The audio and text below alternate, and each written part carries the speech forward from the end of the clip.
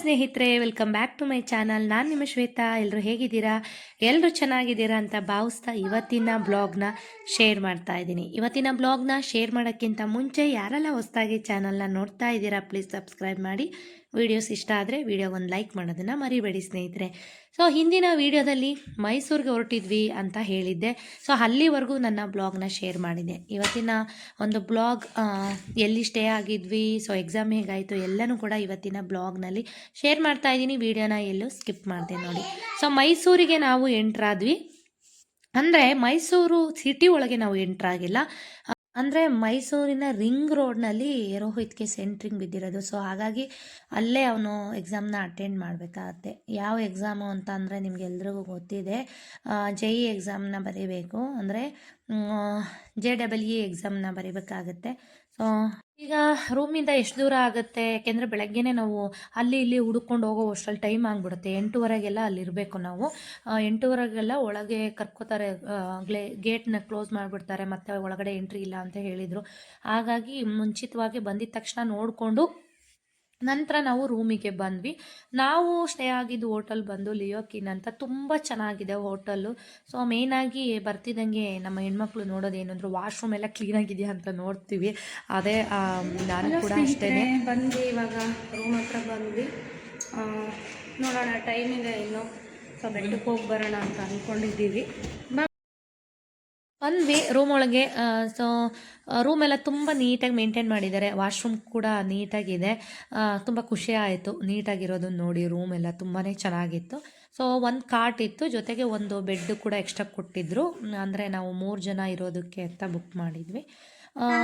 ನೋಡಿ ಈ ರೀತಿಯಾಗಿದೆ. ಸೊ ನೀವು ಮೈಸೂರಿಗೆ ಯಾರಾದರೂ ಬಂದು ಸ್ಟೇ ಹಾಕ್ತೀರಾ ಅಂದರೆ ಚೆನ್ನಾಗಿದೆ, ಬೆಸ್ಟ್ ಹೋಟೆಲ್ ಅಂತ. ಮನೆಯವ್ರು ಕಾರಲ್ಲಿದ್ದಾರೆ. ಸೊ ಚಾಮುಂಡಿ ಬೆಟ್ಟಕ್ಕೆ ಹೋಗಿ ಬಂದು ನಂತರ ಕರ್ಕೊಂಬರೋಣ ಮೇಲೆ ಅಂದ್ಕೊಂಡು ರೂಮ್ನ ಬುಕ್ ಮಾಡಿದ್ವಿ.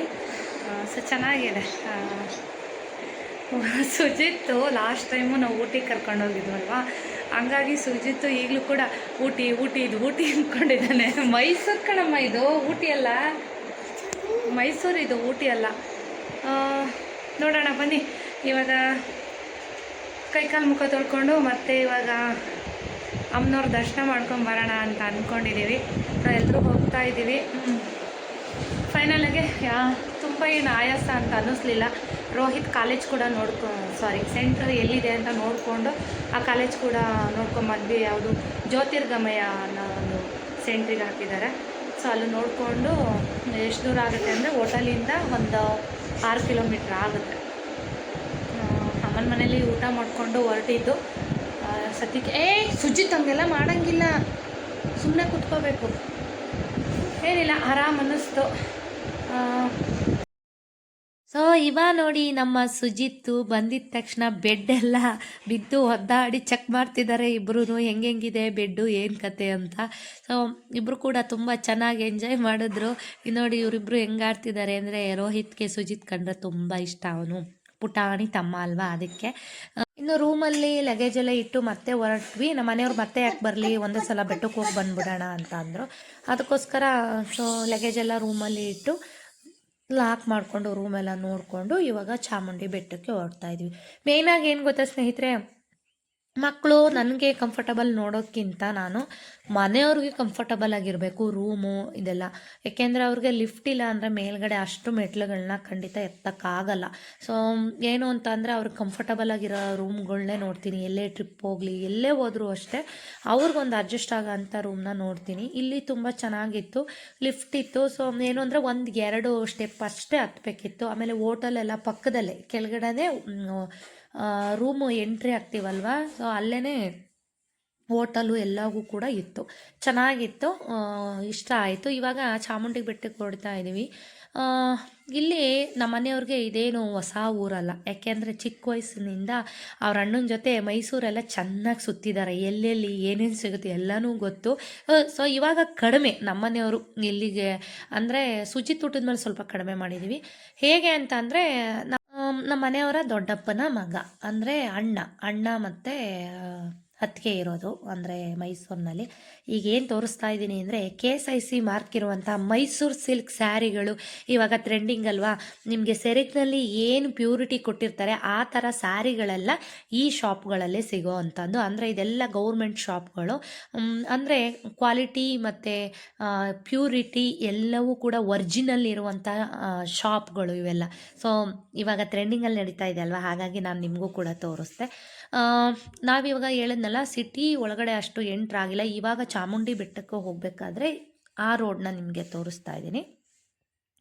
ಏನಂತ ಅಂದರೆ ನೀವು ಕೇಳ್ಬೋದು, ನಿಮ್ಮ ಭಾವ ಅವ್ರ ಮನೇಲಿ ಸ್ಟೇ ಆಗ್ಬೋದಿತ್ತಲ್ವಾ ಅಂತ. ಸೊ ಅವ್ರ ಮನೇನೂ ನಮಗೆ ಇನ್ನು ಅವ್ರ ಮನೇನೂ ಎಕ್ಸಾಮ್ ಸೆಂಟ್ರ್ ಇರೋದು ಬಂದು ತುಂಬ ದೂರ ಆಗುತ್ತೆ.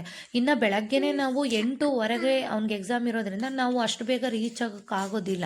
ಇದಿರೋದು ರಿಂಗ್ ರೋಡಲ್ಲಿ, ಹಾಗಾಗಿ ತುಂಬ ದೂರ ಆಗುತ್ತೆ ಅಂತಲೂ ಅಂದರು ನಮ್ಮ ಭಾವ ಅವರು.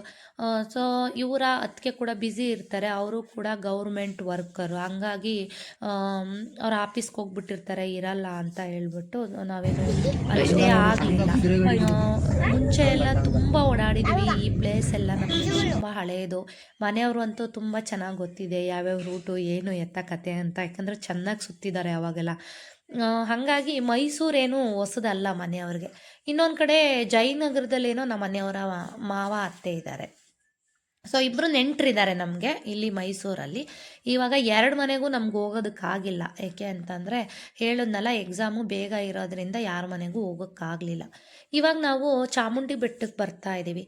ಮೈಸೂರಿಗೆ ಬಂದು ತಾಯಿ ಚಾಮುಂಡೇಶ್ವರಿ ದರ್ಶನ ಮಾಡಲಿಲ್ಲ ಅಂದರೆ ಹೇಗೆ ಅಲ್ವಾ ಸ್ನೇಹಿತರೆ. ಮೈಸೂರಿಗೆ ಬಂದಮೇಲೆ ಚಾಮುಂಡೇಶ್ವರಿ ತಾಯಿನ ದರ್ಶನ ಮಾಡಲೇಬೇಕು. ನಾವಿವಾಗ ಮೈಸೂರಿಗೆ ವರ್ಷಕ್ಕೊಂದ್ಸಲ ಬಂದೇ ಬರ್ತೀನಿ ನಾನು ದರ್ಶನ ಮಾಡೋದಕ್ಕೆ. ಮತ್ತು ಇಲ್ಲಿ ಎಕ್ಸಾಮು ಅಂತ ಒಂದು ಇದಕ್ಕೆ ಬಂದಿದ್ದೀವಿ. ತಾಯಿ ಚಾಮುಂಡೇಶ್ವರಿ ಆಶೀರ್ವಾದ ಕೂಡ ಇರಲಿ ಅಂತ ಹೇಳ್ಬಿಟ್ಟು ನಾವಿವಾಗ ಚಾಮುಂಡೇಶ್ವರಿ ದೇವಸ್ಥಾನಕ್ಕೆ ಬಂದ್ವಿ. ಬೆಟ್ಟಕ್ಕೆ ಬರಬೇಕಾದ್ರೆ ಇಲ್ಲಿಗೆ ಬಂದಾಗೇ ಟೈಮ್ ಬಂದು 5:45 ಆಗೋಗ್ಬಿಟ್ಟಿತ್ತು ಆಲ್ರೆಡಿ. ಅಲ್ಲಿರೋರೆಲ್ಲ ಹೇಳ್ತಾಯಿದ್ರು ಬೇಗ ಹೋಗಿ ದರ್ಶನ ಕ್ಲೋಸ್ ಮಾಡ್ತಾರೆ ಅಂತ. 6 ಗಂಟೆಗೆ ಕ್ಲೋಸ್ ಅಂತೆ, ಗೊತ್ತಿಲ್ಲ ಮತ್ತೆ ರೀಓಪನ್ ಯಾವಾಗ ಮಾಡ್ತಾರೆ ಅಂತ. ರೋಹಿತು ಸುಜಿತ್ನ ಎತ್ಕೊಂಡು ಬಡ ಬಡ ಓಡ್ ಬಂದ.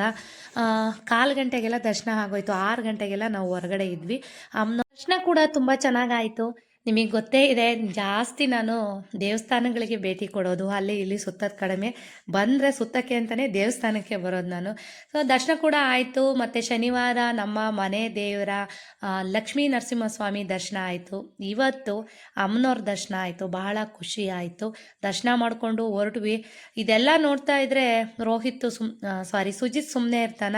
ಆಟ ಸಾಮಾನು ಬೇಕು, ಅದು ಬೇಕು, ಇದು ಬೇಕು ಅಂತ, ಗೊತ್ತಲ್ಲ. ಅವನಿಗೂ ಏನೇನು ಬೇಕು ಎಲ್ಲನೂ ಕೊಡಿಸ್ಕೊಂಡು ಅಮ್ಮನವರ ಪ್ರಸಾದ ಕೂಡ ನಾನು ಲಾಡುನ ತೊಗೊಂಡು ಹೊರಟ್ವಿ. ಸುಜಿತ್ತು ಲಾರಿ ಅದೇನೇನೋ ಎಲ್ಲ ಆಟ ಆಡೋಕ್ಕೆಲ್ಲ ಒಂದಷ್ಟು ತೊಗೊಂಡ. ಏನು ಸಮಸ್ಯೆ ಒಂದು ಅಂದರೆ ತುಂಬ ರಶ್ ಇರೋ ಕಡೆ ಸುಜಿತ್ನ ತುಂಬ ಕೇರ್ಫುಲ್ಲಾಗಿ ನೋಡ್ಕೋಬೇಕು. ಏನು ಅಂತಂದರೆ ಕೈ ಹಿಡ್ಕೊಂಡು ಬರಲ್ಲ ಮೇಯ್ನಾಗಿ. ಬಿಡಿ ಹಾಗೆ ಬರ್ತೀನಿ ಅಂತ ಅಂತಾನೆ, ಬಿಟ್ಟಿದ ತಕ್ಷಣ ಏನು ಮಾಡ್ತಾನೆ, ಓಡೋಕ್ಕೆ ಶುರು ಮಾಡ್ತಾನೆ. ತುಂಬ ರಶ್ ಇರುತ್ತೆ ಚಾಮುಂಡೇಶ್ವರಿ ದೇವಸ್ಥಾನ. ಪುಣ್ಯಕ್ಕೆ ಇವತ್ತು ರಶ್ ಇಲ್ಲ. 4 ಗಂಟೆಗೆಲ್ಲ ನಮ್ಮ ದರ್ಶನ ಆಗೋಯ್ತು. ಕೈ ಬಿಟ್ವಿ ಅಂದರೆ ತುಂಬ ರಶ್ ಇದ್ದಾಗ 1-2 ವ್ಯಕ್ತಿಗಳ ಮಧ್ಯೆ ಓಡೋಗಿ ಮಿಸ್ ಆದ ಅಂದರೆ ಮುಗೀತು ನಮ್ಮ ಕತೆ. ಇನ್ನೇನು ಸುಜಿತ್ನ ಹುಡ್ಕೊಂಡು ಕೂತ್ಕೋಬೇಕಾಗತ್ತೆ. ಹಾಗೆ ಮಾಡ್ತಾನೆ. ಸುಜಿತ್ನ ಒಂದು ಕಾಯೋದೇ ಒಂದು ದೊಡ್ಡ ಟಾಸ್ಕು ನಮಗೆ. ಎಲ್ಲರೂ ಹೋದಾಗ ಕೈ ಕಿತ್ಕೊಂಡು ಓಡ್ತಾ ಇರ್ತಾನೆ. ನಿಮಗೆ ನಾಮಚಿಲ್ಮೆಗೆ ಹೋದಾಗೂ ಕೂಡ ಹೇಳಿದ್ದೆ, ತೋರಿಸಿದ್ದೆ ಸುಜಿತ್ನ. ಇವಾಗ ಪಾನಿಪುರಿ ತಿನ್ನಬೇಕು ಅಂತ ರೋಹಿತ್ ಹೇಳಿದೆ. ಅಲ್ಲೇ ನಾವು ಬುಕ್ ಮಾಡಿದ್ದೀವಲ್ಲ, ಅಲ್ಲೇ ಎಲ್ಲ ಸಿಗುತ್ತೆ ಬಾರೋ ಅಂದರೆ ಕೇಳಲಿಲ್ಲ. ಅಲ್ಲೇ ಪಾನಿಪುರಿ ತಿಂತೀವಿ ಅಂತ ಇಬ್ಬರು ತಿಂದರು. ಸೊ ಮಕ್ಕಳ ಆಸೆ ಯಾಕೆ ನಿರಾಸೆ ಮಾಡೋದು ಅಂತ ಅಲ್ಲೂ ತಿನ್ನಿಸ್ಕೊಂಡು ಮನೆಯವ್ರು ಕರ್ಕೊಂಬಂದು ರೂಮಲ್ಲಿ ಬಿಟ್ಟು ಅವ್ರಿಗೂ ಊಟನ ಆರ್ಡ್ರ್ ಮಾಡಿ ಮೇಲಕ್ಕೆ ಕಳಿಸಿ ಇವಾಗ ನಾವು ಕೂಡ ಊಟ ಮಾಡಿಕೊಂಡು ಸುಜಿತ್ತು ನೂಡಲ್ಸ್ ಏನೋ ತೊಗೊಂಡಿದ್ದ, ನಾವು ಊಟ ತೊಗೊಂಡಿದ್ವಿ. ತುಂಬ ಅಂದರೆ ತುಂಬ ಚೆನ್ನಾಗಿತ್ತು ಊಟ. Best hotel. ನೀವೇನಾದರೂ ಸ್ಟೇ ಆಗಬೇಕು ಮೈಸೂರಲ್ಲಿ ಅಂತಂದರೆ. ಹೇಗಿದ್ದೀರಾ? ಸೊ ಇವತ್ತು ಮಂಗಳವಾರ ಬೆಳಗ್ಗೆನೇ ಎದ್ದು ರೆಡಿಯಾಗಿದ್ದಾಯಿತು. ಟೈಮ್ ಇನ್ನು 6:30. ಅಷ್ಟರಲ್ಲೆಲ್ಲ ನಾವು ರೆಡಿ ಆಗಿಬಿಟ್ಟಿದ್ದೀವಿ. ಸೊ ಸುಜಿತ್ ನೋಡಿ, ಸುಜಿತ್ ಕೂಡ ಹಾಯ್ ಗುಡ್ ಮಾರ್ನಿಂಗ್. ಸುಜಿತ್ ಕೂಡ ರೆಡಿಯಾಗಿದ್ದಾನೆ. ರೋಹಿತ್ ರೆಡಿಯಾಗಿದ್ದಾನೆ ಎಕ್ಸಾಮ್ ಬರೆಯೋದಕ್ಕೆ. ಮನೆಯವ್ರು ಇನ್ನೂ ರೆಡಿಯಾಗಿಲ್ಲ, ಈಗ ಎದ್ದು ಕುಂತಿದ್ದಾರೆ. ಮನೆಯವ್ರು ಇನ್ನೂ ಈಗ ಎದ್ದಿದ್ದಾರೆ. ಸೊ ನಾವೆಲ್ಲ ಸ್ನಾನ ಎಲ್ಲ ಮುಗಿಸಿ ರೆಡಿಯಾದ್ವಿ. ಏನು ಅಂತಂದರೆ ಎಲ್ಲೇ ಹೋದರೂ ನಮ್ಮ ಊರು ನಮ್ಮ ಮನೆಗೆ ಹೋದಂಗೆ ಆಗಲ್ಲ. ಸೊ ನಮಗೂ ಕೂಡ ಬೇಗ ಊರಿಗೆ ಹೋದರೆ ಸಾಕು ಅನ್ನೋ ಥರ. ಆ, ನೋಡೋಣ ರೋಹಿತಂದು ಎಕ್ಸಾಮ್ ಎಲ್ಲ ಹೇಗೆ ಮಾಡ್ತಾರೆ ನೋಡಿಕೊಂಡು. ಸೊ ನಾನು ಕೂಡ ಬ್ಲ್ಯಾಕ್ ಕಲರ್ ಡ್ರೆಸ್ ಹಾಕಿದ್ದೀನಿ, ಮತ್ತು ಜಡೆ ಹಾಕಿಬಿಟ್ಟೆ ಇವತ್ತು. ಯಾಕೆ ಅಂತಂದರೆ ನನಗೆ ಗಾಳಿಲೆಲ್ಲ ಕೂದಲು ಸ್ವಲ್ಪ ಜಾಸ್ತಿ ಸಿಕ್ಕ ಹಾಕ್ತಾ ಇರುತ್ತೆ, ಅದಕ್ಕೋಸ್ಕರ.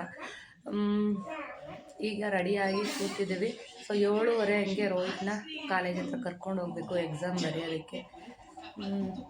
ಅಷ್ಟೇ ಇವತ್ತು. ಒಂದು 8 ಗಂಟೆ ಹಂಗೆ ಬ್ರೇಕ್ಫಾಸ್ಟ್ ಇರುತ್ತೆ. ಬ್ರೇಕ್ಫಾಸ್ಟ್ ಮುಗಿಸ್ಕೊಂಡು ನಾನೊಬ್ಬಳೇ ಹೋಗ್ತಾಯಿದ್ದೀನಿ ರೋಹಿತ್ ಜೊತೆ ಸುಜಿತ್ತು. ಮನೆಯವ್ರನ್ನೆಲ್ಲೇ ಇಲ್ಲೇ ರೂಮಲ್ಲೇ ಇರಿ, ಸುಮ್ಮನೆ ಎಂತಕ್ಕೆ ನೀವು ಬೇರೆ ಅಂತ ಹೇಳ್ತಾ ಇದ್ದೀನಿ. ಸೊ ನಾನೇ ಕರ್ಕೊಂಡೋಗಿ ಅಲ್ಲಿ ಎಕ್ಸಾಮ್ ಹಾಲಿಗೆ ಬಿಟ್ಟು ಬರಬೇಕು.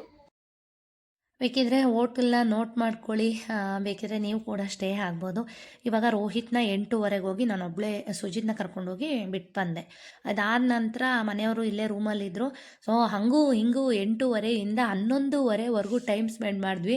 ಅದ್ರ ಮೇಲೆ ಸಾಧ್ಯ ಆಗಲಿಲ್ಲ ಮನೆಯವರು, ನನ್ನ ಕೈಲಂತೂ ಸಾಧ್ಯ ಇಲ್ಲ, ಚೆಕ್ಔಟ್ ಮಾಡ್ಕೊಂಡು ಹೋಗೋಣ ಬಾ ಅಂತ ಅಂದರು. ನಾವೇನು ಅಂದ್ಕೊಂಡ್ವಿ, ರೋಹಿತ್ ಬಂದ ಮೇಲೆ ರೂಮ್ ಚೆಕ್ಔಟ್ ಮಾಡ್ಕೊಂಡು ಹೋಗೋಣ ಅಂತ ಪ್ಲ್ಯಾನ್ ಮಾಡಿದ್ವಿ. ನಮ್ಮನೆಯವ್ರಿಗೆ ಅಯ್ಯೋ ಯಾರು ಕೂತ್ಕೋತಾರಪ್ಪ ರೂಮಲ್ಲಿ, ಟೈಮೇ ಹೋಗ್ತಾ ಇಲ್ಲ, ಹೋಗೋಣ ಅಂತ ಅಂದರು. ಸರಿ ಅಂತ ಹೇಳ್ಬಿಟ್ಟು ನಾನೇ ಎಲ್ಲ ರೂಮ್ ಚೆಕ್ಔಟ್ ಮಾಡಿಕೊಂಡು ಇನ್ನು ಡ್ರೈವರ್ ಕರ್ಕೊಂಬಂದಿದ್ವಲ್ವ, ಪಾಪ ತುಂಬ ಒಳ್ಳೆ ವ್ಯಕ್ತಿ ಪ್ರಕಾಶ್ ಅಂತ.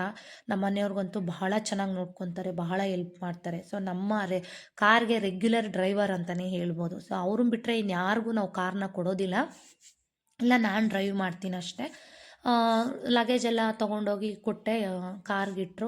ಅದಾದ ನಂತರ ರೂಮ್ನ ಚೆಕ್ಔಟ್ ಮಾಡಿಕೊಂಡು ಮನೆಯವ್ರನ್ನೂ ಕರ್ಕೊಂಬಂದು ಕೆಳಗಡೆ ಸ್ವಲ್ಪ ಟೀ ಕುಡಿತೀವಿ ಹೋಟೆಲಲ್ಲಿ ಇದ್ದರು, ಸರಿ ಅಂತ ಟೀ ಕುಡಿದ್ರು. ಮತ್ತು ನಾನು ಸುಜಿತ್ತು ಐಸ್ ಕ್ರೀಮ್ ತಿನ್ಕೊಂಡು ರೋಹಿತ್ ಎಕ್ಸಾಮ್ ಮುಗಿದಿತ್ತು 12:15 ಅಷ್ಟರಲ್ಲಿ ಕರ್ಕೊಂಡು ಬಂದ್ವಿ. ಸೊ ಎಕ್ಸಾಮ್ ಹೇಗೆ ಮಾಡಿದ್ದಾನೆ ಅಂದರೆ ಚೆನ್ನಾಗಿ ಮಾಡಿದ್ದೀನಿ ಅಂತ ಹೇಳಿದ್ದಾನೆ. ಸೊ ರಿಸಲ್ಟ್ ಬರೋವರೆಗೂ ನಮಗೂ ಅದ್ರ ರಿಸಲ್ಟ್ ಗೊತ್ತಾಗಲ್ಲ ಅಲ್ವಾ. ಸೊ ಬಂದಮೇಲೆ ಖಂಡಿತ ತಿಳಿಸ್ತೀನಿ. ಇದಾದ ನಂತರ ಹೊರಟ್ವಿ ಅಲ್ಲಿಂದ. ಇನ್ನು ನಾವು ಈ ಸರ್ವಿಸ್ ರೋಡಲ್ಲಿ ಏನೋ ಬಂದರು, ಹೈವೇನಲ್ಲಿ ಬಂದಿದ್ದರಿಂದ ಕೆಲವೊಂದು ಹೋಟೆಲ್ ಮಿಸ್ ಆಯಿತು. ನಾವಿವಾಗ ಬಂದಿದ್ದು ಪಂಚತಾರ ನಾನ್ ವೆಜ್ ಹೋಟೆಲ್ಗೆ. ಸುಜಿತ್ತು ಬಿರಿಯಾನಿ ಬೇಕು ಅಂತ ಹಠ ಮಾಡ್ತಿದ್ದ. ತಿನ್ನೋದಷ್ಟರಲ್ಲೇ ಇದೆ, ಸುಮ್ಮನೆ ಹಾಗೆ ಆಸೆ ಮಾಡ್ತಾನೆ ಅಷ್ಟೇ. ಸೊ ನೋಡೋಣ ಹೊಸ ಹೋಟೆಲು ಹೋಗೋಣ ಅಂತ ಹೇಳ್ಬಿಟ್ಟು ಬಂದ್ವಿ. ತುಂಬ ಚೆನ್ನಾಗಿತ್ತು ಊಟ, ಕ್ಲೀನು ಎಲ್ಲನೂ ಕೂಡ ಬಹಳ ಚೆನ್ನಾಗಿತ್ತು ಹೋಟೆಲು. ನಿಮ್ಗೆ ತೋರಿಸಿದ್ದೀನಿ ನೋಡಿ.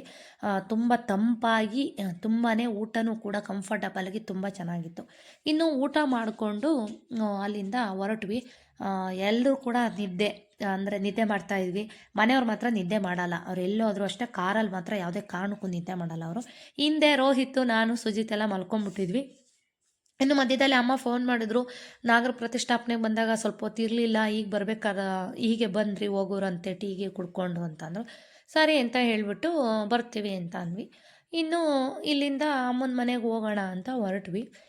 ಒಂದು ಹೇಳ್ಬೇಕು ಅಂದರೆ ರೋಹಿತ್ದು ಎಕ್ಸಾಮ್ ಜೊತೆಗೆ ಸುಮ್ಮನೆ ಎಲ್ಲೋ ಒಂದು ಸ್ವಲ್ಪ ಸುತ್ತಾಡ್ದಂಗೆ ಆಯಿತು. ತಾಯಿ ಚಾಮುಂಡೇಶ್ವರಿ ದರ್ಶನ ಮಾಡ್ದಂಗೆ ಆಯಿತು, ಅದೊಂದು ಸಮಾಧಾನ ಆಯಿತು.